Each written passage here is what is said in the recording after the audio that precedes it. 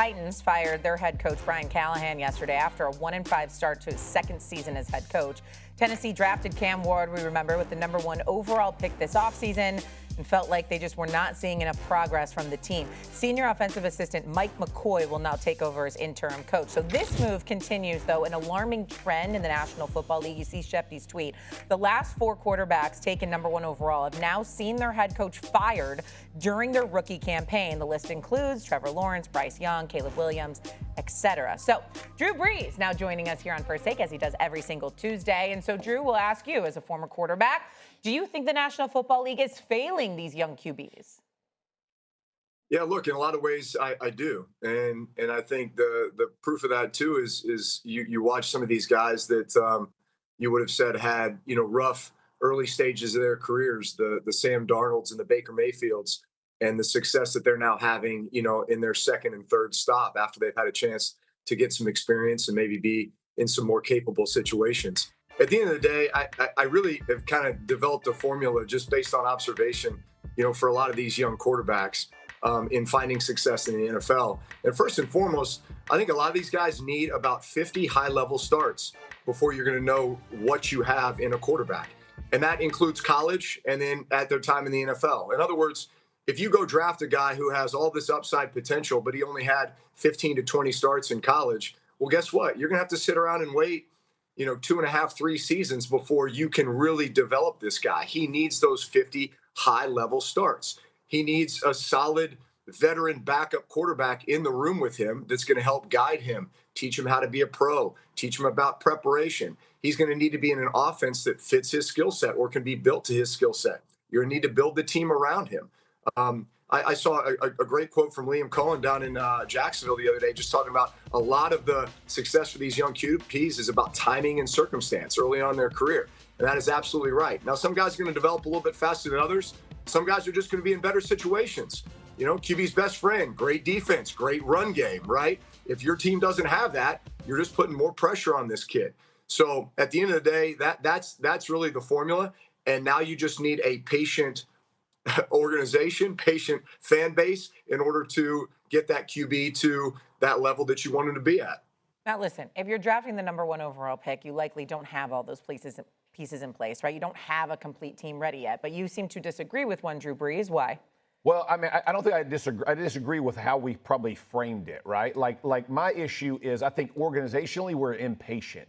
And that's at all levels, right? To your point, you go draft a kid first, your team ain't very good. Yeah. Right? Like your team ain't good. So to have expectations this kid's gonna come in and be the savior, I think is a bit ridiculous, right? Like everybody wants to point to like Jaden Daniels last year going to the Commanders.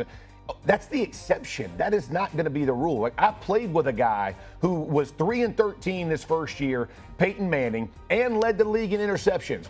The world would be on fire if this was now, right? They'd be like, oh, he's terrible. He's washed up. We should have never drafted him, right? They're going to beat this guy up. And then look what happens through the next 17 years that the guy plays and is in the Hall of Fame, right? And so my point is, I think even this Callahan thing, if you knew you weren't sold out to the head coach, fire the coach and then bring in whoever you think is going to develop your quarterback and let them grow together, right? Let them be together, and this relationship is going to walk together so they understand what is at stake. What happened in Chicago, what just happened in Tennessee, I think it's such a disservice to the quarterbacks, but it's an organization, and it's like fans. They're hiring and firing dudes from the stands.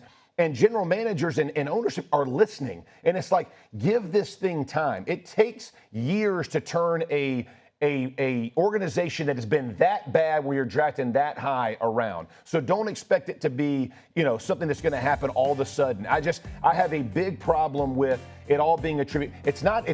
To me, it's more of a failing in an organization than it is a specific position. Unfortunately, the quarterbacks get caught up because they're the face of the franchise, right? And it's like, Cam Ward's not going to be good now, or so-and-so's not going to be good now. Cam Ward's played 6 games, man. Yeah. We have no idea who Cam Ward's going to be. And to think that Brian Callahan he doesn't know what he's going to be yet either. He's trying to work to figure out what he does well and what he doesn't do well. I think expectations are silliness, and it's bad for our players. Yeah, I mean, it's a catch-22 because you got to get the franchise quarterback when you have an opportunity to draft them, and more often than not, those guys are found at the top of the draft. So even if you're your program isn't at a point where you think you can develop a franchise quarterback properly, the opportunity cost on passing on a guy like that is too great. So there is that. But when it comes down to the Tennessee Titans situation, Stephen A., I don't know that I've ever seen something like this. You're talking about them having 3 different general managers and now 3 different head coaches since 2022. Yeah. That was just 3 years ago. Right. This cycle of dysfunction that they've been in. And by the way, fired the dude who had won two division titles. You fired that guy. Mike Vrabel has as many wins as Brian Callahan has over the last 2 years. Mike Vrabel did not coach football last year. Right. Yeah. That's real, y'all. Yeah. And so the Tennessee Titans have a lot to blame for this, and they are emblematic of the bigger issue that the NFL is facing. That's right. Which is that they're consumed with trying to find a savior rather than putting in the work to develop the culture and the infrastructure to develop the talent in the building. Because the quarterback is an important piece. We all know that person has more influence on your team having success than anybody else. But he ain't the only piece on your team that you need to be good in order to win, especially to have sustained success. They also had Derrick Henry in the building in Tennessee. Let's not forget. That's the issue that the Tennessee Titans are facing. Here's what I would say. From a football perspective, I'm the least qualified individual here to argue against any points that y'all are making. But from a business perspective and from an ancillary perspective outside off the football field, just looking at the world that we're living in and what you all have taught us about the NFL, you can't have it both ways. You can't look at a quarterback situation. I'm talking to you too, Drew. You can't look at a quarterback situation knowing that if you find somebody that has that kind of potential and that promise. Let's look at a Jaden Daniels, for example. Even though he's an extreme because the brother is stellar. Even if he was a little bit less than that, but pretty good, he doesn't cost that much now. Right. But knowing that he has the potential gives you the peace and enables you to build off of that level of infrastructure to evolve stuff around him, right?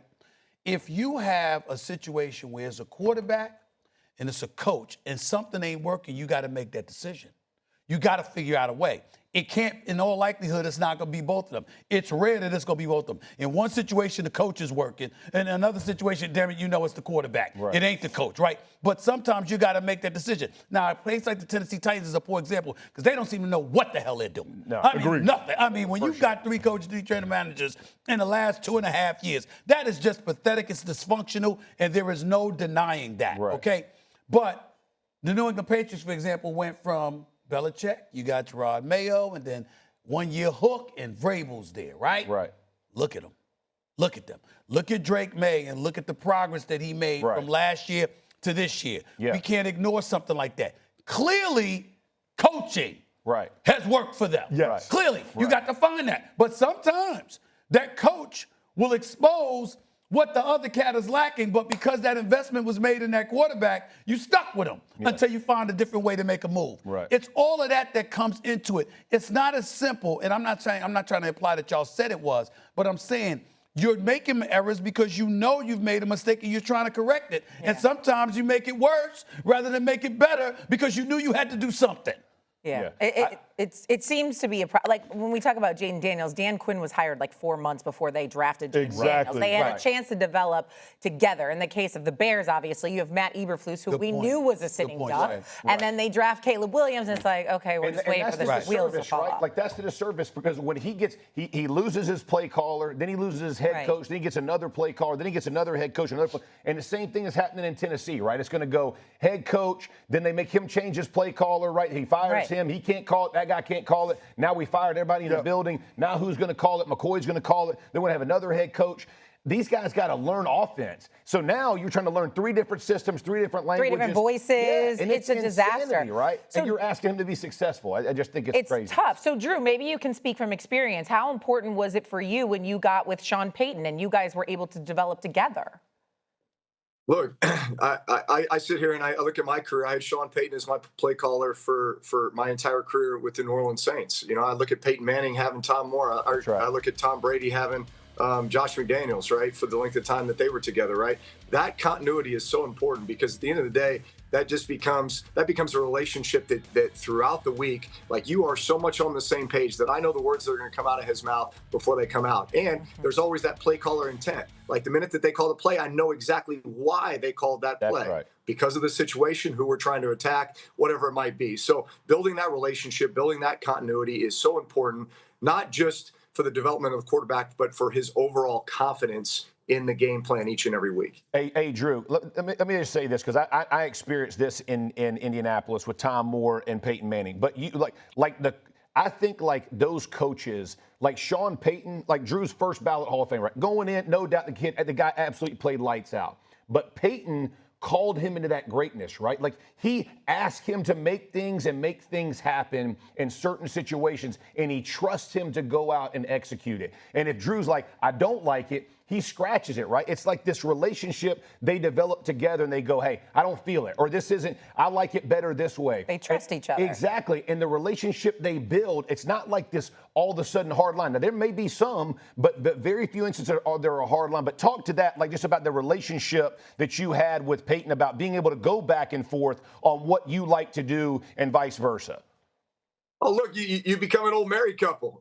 Yeah. Like he's going to be straight up and honest with me, and I'm going to do the same, right? And you have those heated moments, and yet at the end of the day, you love, respect, and trust each other so much. And at the end of the day, the objective too is putting our team in the best position to win. That's right. So whatever that's going to take, and so that's throughout the week, and that's constant communication all the way to the night before the game, where we're sitting there, literally we call it the dot meeting. Like we are going through the entire call sheet, and you've seen that Sean Payton call sheet. The font keeps getting bigger and bigger, and the readers, get a little bit thicker, on game day. But and you see all these, different highlight colors on there and dots. So we would dot the favorite plays. We'd go through play action. We'd go through third down. We'd go through red zone, every single situation that we're going to encounter in that game. In a lot of cases, it's like, hey, coach, I just don't like this play. I don't feel comfortable with it. I don't feel great about how I'm reading it. All right, it's out, right? That's right. And then he would give me his feelings. He might try to talk me back into it,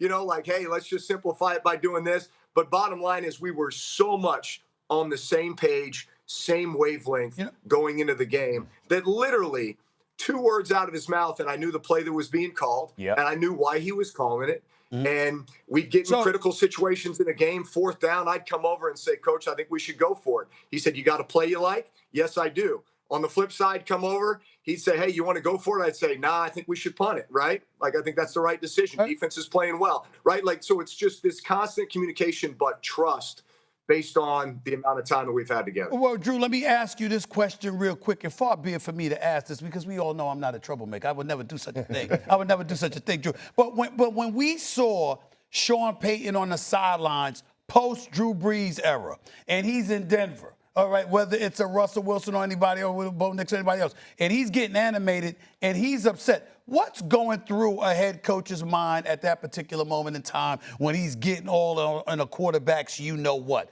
What's usually the reason for that? Explain that to the audience.